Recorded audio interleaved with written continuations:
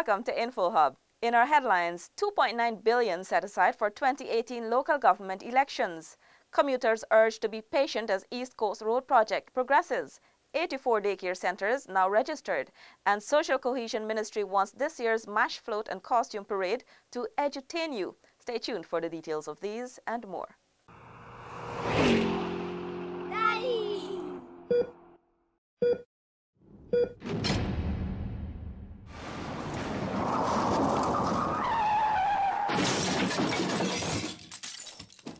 And now for the details. Alexis Rodney tells us that the Guyana Elections Commission has been allocated some $2.9 billion for the holding of local government elections between the beginning of November and early December this year.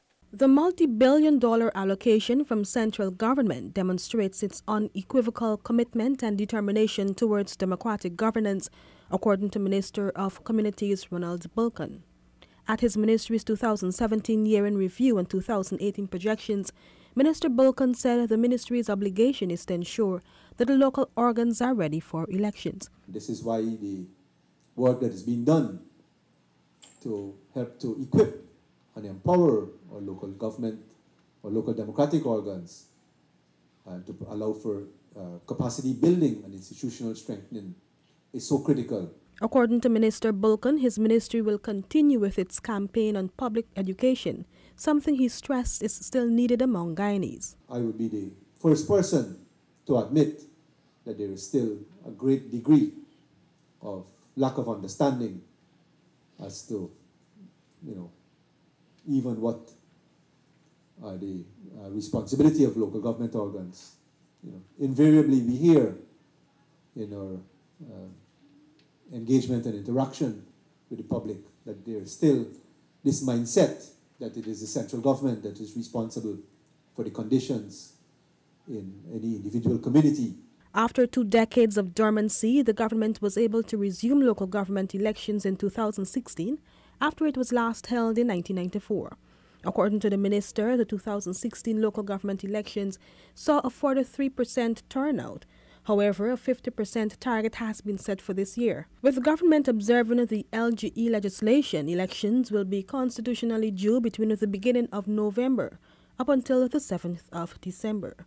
Alexis Rodney for InfoHub. Over 4,900 Guyanese were interviewed and pre-qualified for house lots in 2017, according to the Central Housing and Planning Authority. Here is Alexis Rodney again. Region 1 saw some 52 persons being interviewed and 140 in Region 2. 598 persons were interviewed in Region 3, while 3,122 persons have been pre-qualified in Region 4. Regions 5 and 6 saw 153 and 328 respectively being pre-qualified for house lots. Region 7 saw 92 persons being interviewed, while officials in Regions 9 and 10 were able to interview 149 and 433 persons respectively. Central Housing and Planning Authority Chairman Ellsworth Williams told the media today that the entity will continue to work towards contributing to the progress and development of Guyana and all its citizens. We are going to continue this year to meet with those persons who have been in the system for all these years and who have not been allocated a house lot or anything like that. So we've started last year and we want to continue to meet with those persons. According to Williams, the CH and PA will also conclude its negotiations with the Guyana Sugar Corporation on lands that have already been paid for. Meanwhile, CH and PA's Chief Executive Officer Leland Saul has reported that some 1,131 lots were allocated in 2017. In Region 1, 52. In Region 2, 28. Region 3, 27, Region 4, 513. Region 5, 20. Region 6, 99. Region 9, 132. And Region 10, 201. Alexis Rodney for InfoHub. Residents of remote, hinterland and depressed communities will over the next 5 years be able to access government services online. Gabriela Patram has the details. Some 89,000 residents in approximately 170 communities will have access to more than 200 ICT hubs to be created over a 5-year period. They will also have access to public e-services such as filing tax returns and apply for business compliance certificates, among others. The $17 million project is being funded under the Guyana-Norway Agreement by the GRIF Fund and managed by the UNDP. Minister of Public Telecommunications Catherine Hughes explained the project will provide funding to commence the process to start the expansion of government services to these communities. That project actually provides an increase in services, online services, that the government of Guyana will provide to its citizens. And by that, most Guyanese think of it in terms of us talking about providing passport services online. But it goes into every possible sphere that you can imagine. The project will allow for a higher level of transparency. The issue of corruption and needing increased transparency in the things you do is a real issue for us in Guyana. Unfortunately, at the end of the day, we have developed, and here I speak personally, a culture of thinking that run-ins is okay. And I know in several of the ministries, a lot of time is being spent getting rid of the run-ins and the individuals that are taking advantage of how things should work. And the government has a zero tolerance for that kind of activity. Gabrielle Patram for InfoHub. Some 84 daycare centers across the country are now registered and licensed as part of the Protection Agency Childhood Education Development Program. More from Seneca Thorne. The 84 daycare centers were licensed by the Child Care Protection Agency in 2017. Currently, there are 364 centers in the country, of which 230 are registered with the agency. This is to ensure that children are enrolled in developmentally friendly daycare services that adhere to the regulated minimum standards. Early Childhood Development Executive Officer Laverne Turn explained that the daycare centers must go through a process before becoming licensed. It's a twofold process. You have to be registered and then you become licensed. In order to be licensed, to be registered, as Ms. Gray was pointing out, there are some documents that you have to provide to the agency. Police clearance, your food handler certificate, you have to have the medical examination to check to see if there's TB present in your system. And you bring in your qualifications and identification card. When you would have completed that process, we refer you to get some assessments. The Early Childhood Development Unit is responsible for monitoring early childhood facilities and ensuring that children are cared for in an environment that is conducive for learning. Early childhood officers are working with centers that have not met the minimum standards to craft a developmental plan that will guide them through the process of being licensed.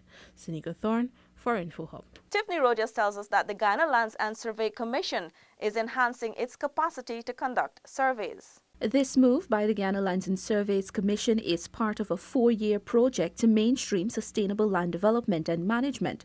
Commissioner Trevor Benn said capacity building includes providing GPS coordinates and certifying surveys. We have the responsibility for certifying the survey that it was done correctly. Once it is certified and a plan issued, we have to save that plan for posterity, so that 20, 100 years after, people could come and have access to that plan to see what was done in terms of putting together that parcel of land. So that's our role as a repository for surveying. The Guyana Lands and Surveys Commission has responsibility for hydrographic surveying, geospatial management, as well as surveying.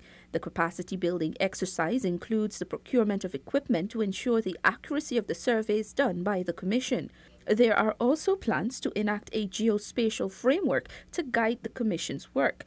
This has been defunct for a number of years, Commissioner Benn noted. We're going to be developing a policy to help us or to guide us in the work that we got going forward as the main agency responsible for this. And we are looking also at developing, like I said, our strategic plan to help us as an institution to better serve the Guyanese people. Geospatial information can be useful in identifying hotspots in various sectors like health and security.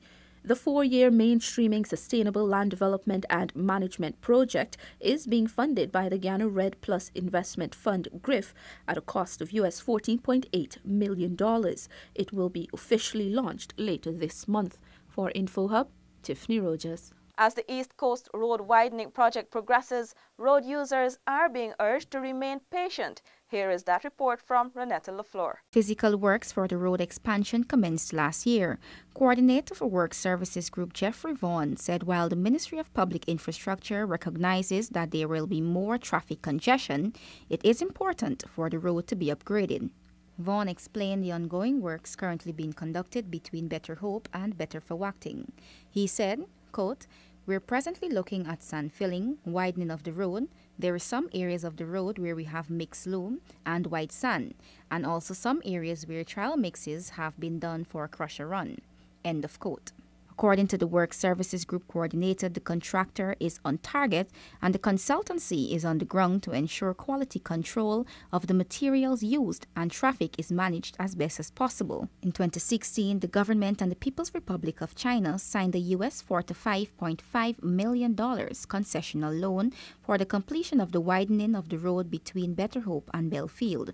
Guyana has contributed $2.7 billion towards the project.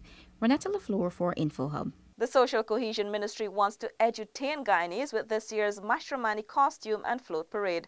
Paul McAdam tells us how. Director of Culture Tamika Bostwin says that there is much that the public can be educated about through the various costumes. Among these are ways to embrace the government's drive for a green state, the sugar industry's diversification plan, and the many offshoots of Guyana's recent oil find. MASH as we knew it in the old days used to be something where we celebrated our achievements. It used to be where we addressed topical issues through the costumes. You used to have subjects such as HIV/AIDS.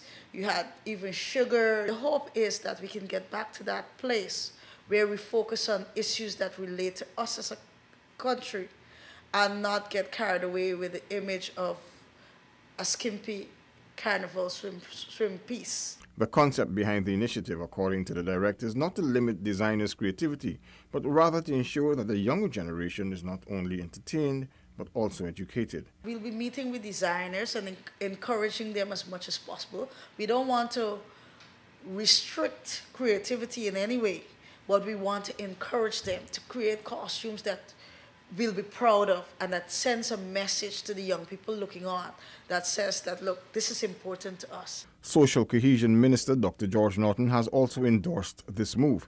He wants Guyanese to understand that Mashramani is not just about a carnival. Mashramani is Guyanese branded, so to speak, and I think I like the idea of using the costume as a message, media for message sending.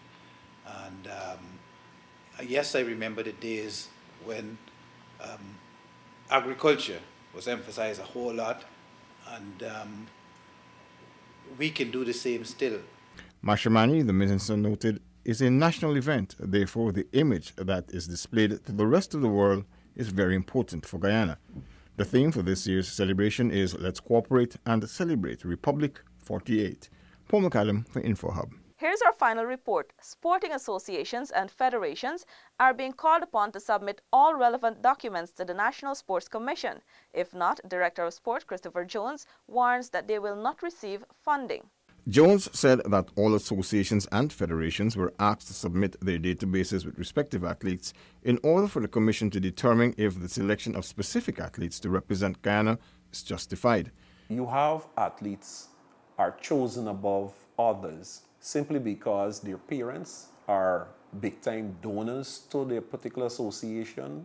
That sort of justification is given as to why some of these are, and that is not good enough for us. And of course, the taxpayers' monies are the monies that we're using to fund them.